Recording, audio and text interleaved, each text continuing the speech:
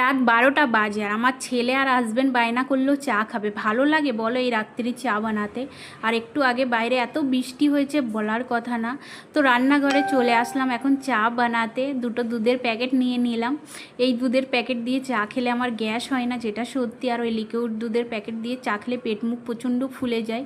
আর এখন একটু ছোটোবেলার কথা মনে পড়লো, ছোটোবেলায় পাউডারের দুধ নিয়ে কীভাবে আমরা খেতাম। তো সেইটা এখনও আছে, দুধ পেলেই সামনে চেটে চেটে খায়।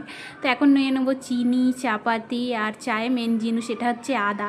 আদা ছাড়া তো আজকাল চা যেন খেতেই পারি না, যেটা সত্যি। যে দিন ঘরে আদা না থাকে চা বানাই সেই দিনকে মনে হয় না টেস্ট লাগছে চা। তো জল ঢেলে দিলাম, গরম হয়ে গেছে, দুধটাকে ভালো করে গুলে নেবো। হয়তো অনেকেই বলবে আবার পাউডারের দুধ খাচ্ছি, লিকুইড দুধ কেনার পয়সা নেই, কিন্তু আমার শরীরের যেটা ভালো লাগবে আমি সেটাই দেখবো না। তো এখানে আদা চাপাতি দিয়ে ভালো করে ফুটিয়ে নেবো। আর ভালো করে ফুটে গেলে এখন দিয়ে দেবো দুধ। এই ভেগে আমি চা বানাই আর খুব সুন্দর লাগে খেতে, যেটা সত্যি। এটা না যে নিজে বানাচ্ছি বলে নিজে তারিফ করছি। এই ভেগে দুধ পাউডার দিয়ে চা করলে গ্যাসও হবে না আর খেতেও ভালো লাগে। আর আমার স্কিনে গাইস একটা প্রবলেম হচ্ছে, সেটা হচ্ছে এই ঠোঁটের উপরে কালো কালো দাগ হচ্ছে। এটা কিসের জন্য হচ্ছে জানি না, আমি স্কিনে কিছু ইউজও করি না। তো এখন লাস্টে দিয়ে দিচ্ছি চিনি। চিনিটা লাস্টে দেবাই ভালো চায়ে, তার কারণ আগে দিলে চিনিটা টেস্ট লাগে না আর প্রচণ্ড মিষ্টি হয়ে যায়, যেন লাস্টে দিলাম। এখানে নিয়ে নিচ্ছি 3টে কাপ, এখন সাজাই ভালো করে। তো এখানে চা হয়ে গেছে, এবার বন্ধ করে দেবো, দিয়ে এখন ঢেলছি। তো ঢেলতে গিয়ে আমার হাত কেঁপে গেছে, যেটা সত্যি একটু পড়ে গিয়েছে।